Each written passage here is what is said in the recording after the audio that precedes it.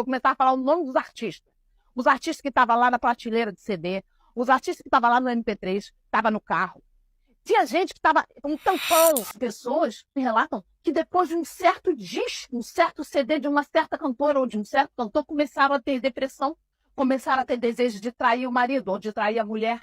Recentemente, aquela cantora famosa, Lady Gaga, declarou que tinha um espírito que dava a ela as músicas dela. E eu tenho um testemunho para contar. Uma vez, eu fui numa igreja em Salvador ministrar. Tinha naquela igreja 1.500 pessoas, mais ou menos. Ela era bem comprida, tinha um corredor muito comprido. Eu ministrei sobre libertação musical, que é essa área que eu já ministro há quase 20 anos. E era uma ministração que não podia filmar, você não vai encontrar no YouTube. Por quê? Porque eu queria falar nomes para poder que as pessoas fossem libertas. Não adiantava eu apenas ler a Bíblia. Muitas pessoas só caía a ficha do que eu estava falando na hora que eu começava a falar o nome dos artistas. Os artistas que estavam lá na prateleira de CD, os artistas que estavam lá no MP3, estavam no carro. Tinha gente que estava um tampão no final da ministração. Não podia filmar, por isso ninguém vai achar isso na internet. Eu começava a ler o nome de certos artistas e começava a falar. Se você ouvir tal artista, você vai liberar um espírito de morte na sua vida. Se você ouvir tal artista, vai liberar um espírito de vício. Se você ouvir tal, vai liberar um demônio que vai te dar vontade de trair seu marido, sua mulher.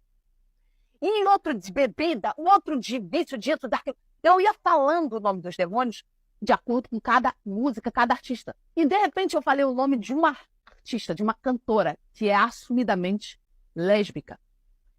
Uma cantora fez muito sucesso. De repente, eu terminei de falar a lista e eu disse, agora, eu vou orar por vocês. Se você sentir mal-estar, venha na frente que nós vamos fazer a renúncia, porque é a renúncia de toda adoração contrária. Tinha 1.500 pessoas, foram 200 pessoas na frente, chorando horrores. Antes de 200 pessoas virem, eu não fiz o apelo, eu só falei, se você sentir mal, vem. Quando eu comecei a orar, a gente escutou um berro lá no fundo da igreja, aquele grito de demônio. Uma mulher caiu, tombando no corredor, lá no fundo. Essa mulher veio rolando, parecia uma panqueca rolando até o altar. E eu tirei o microfone assim, ó, e eu falei assim, ó, fora do microfone. Pro demônio, o demônio ouviu. Você vai soltar ela agora, em nome de Jesus, do chefe até o menor. Sai! A mulher saiu o demônio, sem gritar, sem precisar falar no microfone. O demônio saiu, a mulher ficou no chão, sentada, chorando. Parou de rolar e ficou chorando. De repente, essa mulher levantou, porque eu comecei a chamar. Pode vir vindo. Quem quer renunciar à música do mundo. Pode vir vindo. Essa mulher levanta. Encosta no altar. O altar era alto. Então ela ficava assim, a mais ou menos a cabeça e o ombro dela assim, encostada no altar. De repente, veio um homem pelo canto esquerdo da igreja. Lá no fundo. Ela veio pelo meio, lembra disso? Esse homem veio pelo canto esquerdo. Ele estava com uma camiseta dessas de malha. A camiseta estava justa assim nele. E dava para ver que ele chorava, ele soluçava tão. Eu não tinha ideia do que Deus estava fazendo. Esse homem veio na direção dessa mulher. Esse homem abraçou essa mulher. Quando ele abraçou essa mulher assustou. E eu tô de olho nela aqui. Ela foi a primeira pessoa a encostar no altar. Eu tô de olho nela. Quando eu orando. Quando eu olho para ela, que ele abraça ela, ela faz assim, abre o olho para quem tá me abraçando. E ela resolve olhar para ver quem é. Quando ela vê quem é, ela se atraca no pescoço. Eles se agarram no pescoço do outro. Esses dois choravam tanto. E veio gente, foi vindo gente, umas 200 pessoas. Terminamos de orar. Esse casal saiu abraçado, se carinhando, chorando, fazendo carinho, dando beijo um no outro e foi embora. Veio um cara e falou, você não sabe quem é essa mulher. Eu falei, quem é? Ele falou, essa mulher que veio aqui é minha irmã. E eu vou te dizer o que você falou para ela hoje. Eu falei, o que eu falei? Ele falou, aquela cantora lá que você falou, que libera um espírito assim, se ouvia tal, a música dela, um espírito assim de lesbianismo. Eu falei, sei. Ele falou, há 1 ano, ela comprou 2 CDs dessa cantora. O mesmo CD, porque ela amou, ela botou no carro e na casa dela. Ela entra para o trabalho, dentro do carro ela escuta até o trabalho o CD, vai ouvindo as músicas. E quando ela chega em casa, ela dá play nesse disco. Ela não para de escutar esse disco. Tem 15 dias. Tinha 15 dias, tinha 2 semanas que ela tinha abandonado o marido para morar com uma mulher. Aquele homem era o marido. E os dois foram me assistir no culto. Ela estava sentada numa ponta, sem saber que ele estava lá. Ele estava sentado em outra ponta da igreja, sem saber que ela estava lá. A igreja cheia. Eles não se viram. Quando ele viu a mulher dele, que o abandonou para viver com outra mulher, indo na frente e sendo liberta, ele tomou coragem. Por isso aquele choro doía. Doía, porque era o choro dele se humilhando, dele pegando a masculinidade dele, jogando no ralo e dizendo: Deus, não me interessa o que vão pensar de mim. As pessoas pensam que é brincadeira. As pessoas não têm ideia do que acontece quando uma música entra dentro da gente.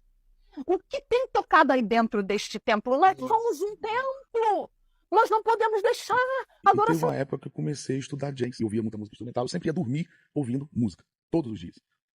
Um certo dia, eu, como de costume, ouvindo lá os meus CDs, eu acordei como se alguma coisa estivesse apertando meu pescoço e como se estivesse em cima de mim. Mas era um negócio louco. Eu não sei descrever o que era. Eu levantei, fui me arrastando até o banheiro e eu suava de uma maneira que nunca aconteceu na minha vida. Eu pegava a toalha, eu enxugava, eu jogava água. Eu tirei a camisa, eu jogava água em cima de mim, eu me enxugava e eu não parava de suar. E eu ficava olhando no espelho o que estava me apertando. Era uma coisa apertando meu pescoço, sufocando meu peito. Eu voltei para a cama, me segurando pela parede. Era uma coisa assim, parecia uma coisa louca, que eu não sei descrever o que é.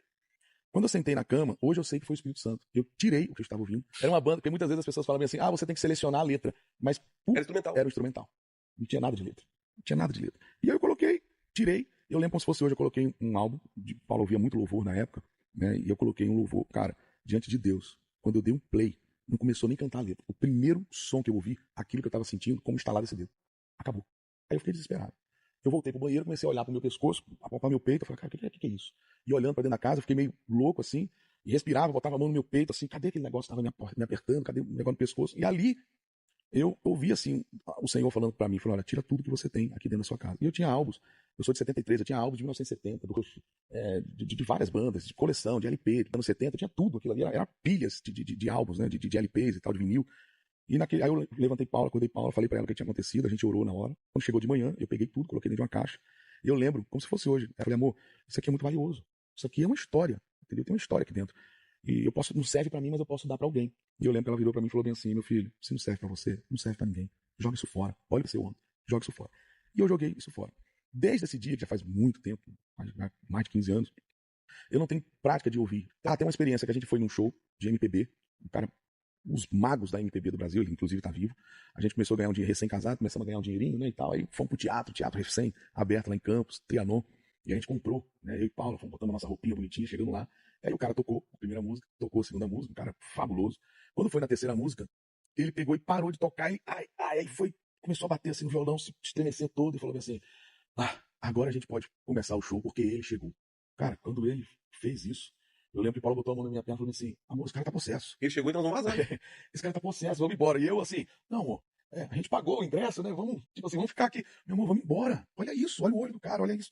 Olha que esse cara acabou de... Tem uma relação gigantesca com religião de matriz africana, que a minha música vem daí. A minha música vem daí. Acabei de descobrir que o cara que fez um dos maiores sucessos da música gospel também é o compositor dessas músicas. Eu não tenho carro, não tenho teto, e se ficar comigo é porque gosta. Hoje eu acordei e me veio a falta de você, saudade de você, saudade de você. Oh, oh, oh, oh, oh, alegria, alegria, porque eu te amo, eu nem sei, mas quero te amar cada vez mais. O que da vida... Tô falando do cara que fez essa música.